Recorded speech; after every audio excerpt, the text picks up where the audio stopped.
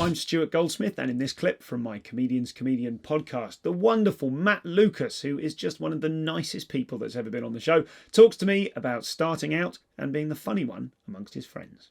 But I do like the idea that you're. I mean, are you still striving for things professionally, or are you quite happy to just kind of noodle? I'm striving for things, but I'm striving for different things. So I have a production company here, and it's doing nicely, called John Stanley Productions, and we've had 2 series on this year, and we're about to make another 2 series. So for a young, small company, that's going really nicely, and so that brings me back here sometimes for that kind of business, because laughably I'm the CEO of that company. Don't ask me what CEO means. And so sometimes it's slightly, it's sort of a different type of business. And when I'm over there, I just do the odd bit. I did like a bit on Community, a bit on Portlandia, just odd shows that I like. Occasionally the opportunity comes up to do a bit on this and a bit on that. And that's presumably, is that them coming to you because you're you and going, like the makers of one of those shows will think... Yes, I'm not very proactive. I'm not often calling up my agent and saying, where's the work? Because actually I'm just very happy making shows in the UK. So I'll write them in the US and then come and shoot them and edit them in the UK. So it's just a kind of half and half. Maybe I'm over there a little bit more. Some years I'm over here a little bit more. But the production company has a small office as well out there. Okay. So we're looking to expand. But I'm it's a quieter life. I made a decision 5 or 6 years ago just to take a step back from the public eye and not be too exposed, and not sort of because you can be too much in the papers and people just get bored of you. And also I never got off on going to big public events or anything like that. It just doesn't really interest me. So I'm happy to do it to support the work I do, but I rarely go to premieres or anything like that. It's not something I sort of...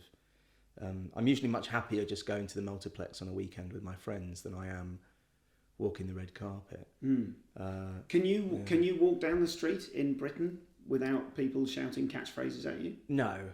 It'd be disingenuous to say that I could. And how does that make you feel? Do you don't seem like someone that would like the attention particularly, or... Well, it's nice if you've done something that other people like, and certainly I wanted it for a long time, and I'm grateful for it.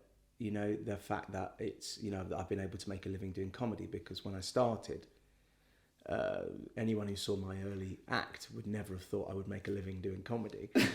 Okay.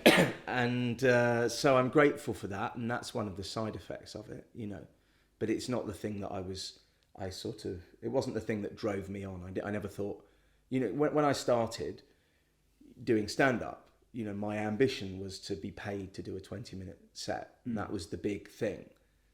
And I think a lot of people listening to this will identify with that. So anything else that happened really was a bonus.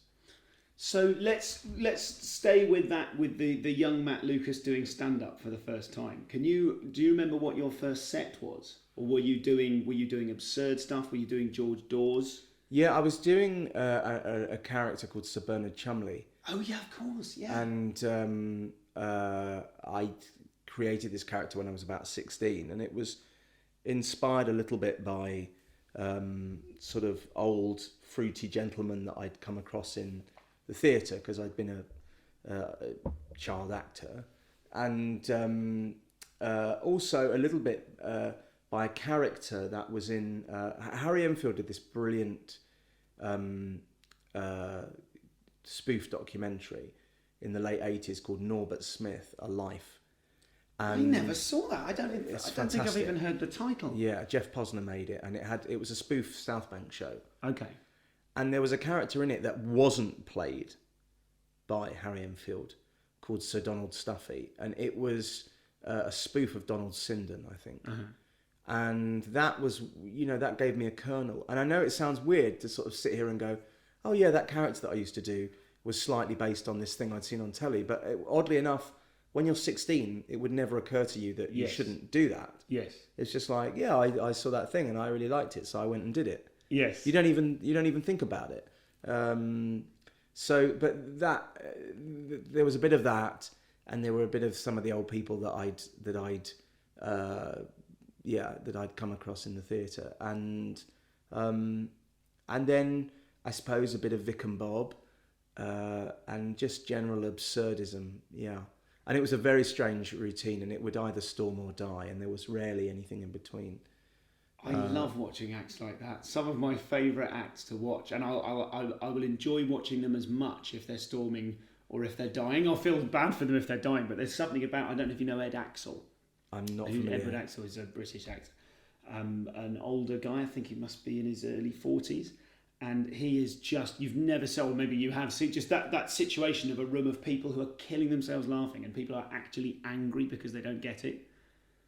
And that split, I think, is fascinating. Who were you when you brought yourself to it? How were you coming to comedy? What did you want to get out of it when you started? I was an 18-year-old, angry, overweight, underhaired, i.e. bald,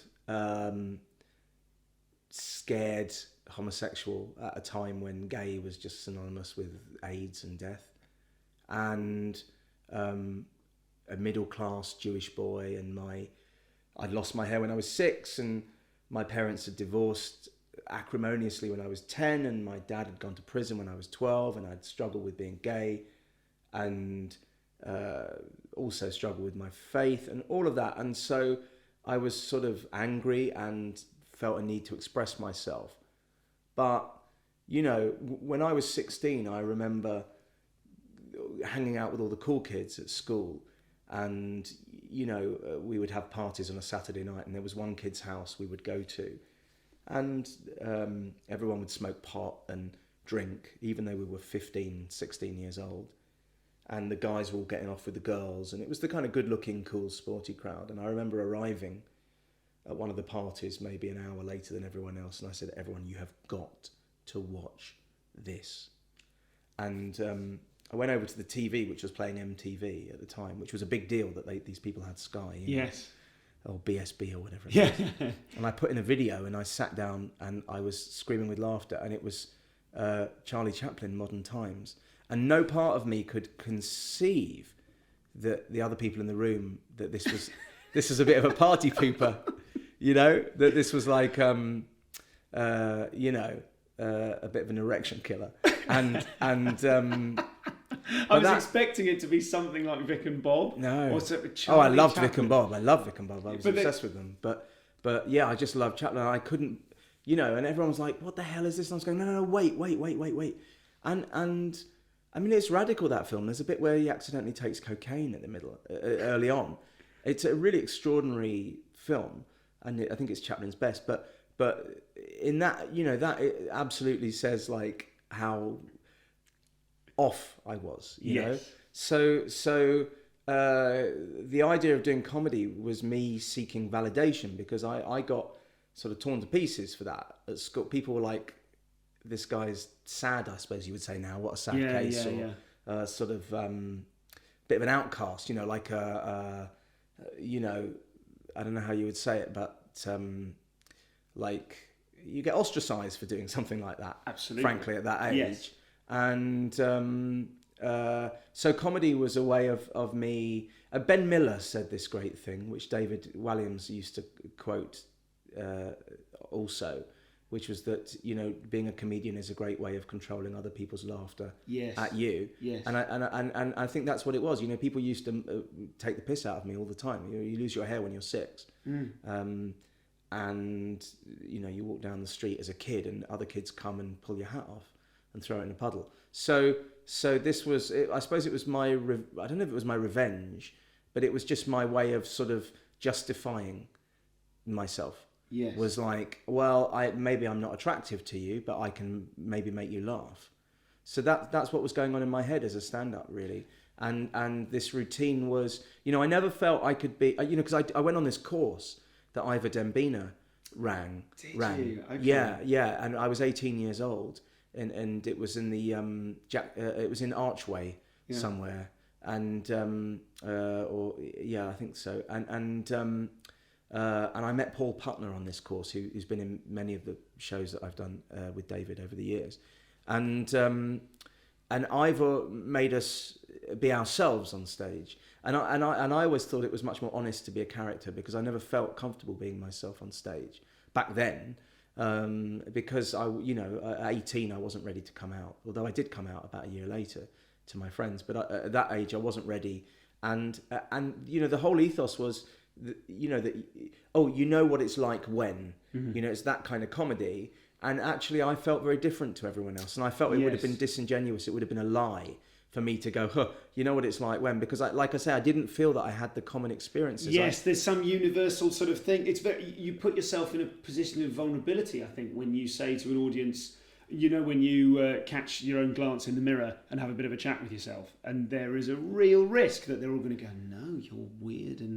Yeah, and I felt also that if I came out as myself, the fact that I had no hair, and then I'd have to do a load of material about that, and I was over it. I was 18 by then, and I'd lost my hair when I was 6. It was old to me, and so I thought for me it felt less dishonest to actually do a character. And then I think there was a lot of me in that character. Bob Mortimer said I was the angriest comic he'd ever seen, because there was a rage in me, and it would come out on stage. And in what kind of a way? What I decided to do was heckle myself before others heckled me. So the character had a kind of Tourette's to him, which in a slightly different form, I suppose, is a bit like George Dawes.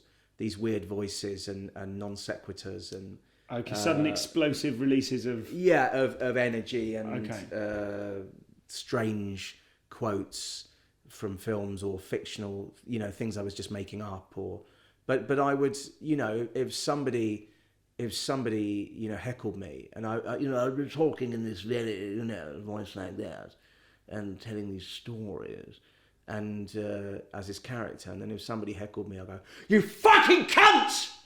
like that, and then just go straight back into this sort of thing. God. So people would it was very strange, and then I would, like, after 15 minutes, I would wear a wig, and I'd worn this wig as a child after my hair fell out, and I would just scratch my head and move the wig in the process, but just carry on as if nothing had happened. It was a very, very strange act, and I think watching it, there were probably half a dozen good gags in it, actually, like funny jokes, but probably only half a dozen. And I think watching it, you would have thought, oh, well, this guy's an interesting performer and has an interesting energy. I don't think you would necessarily have thought, or still wouldn't think I was a great comedian.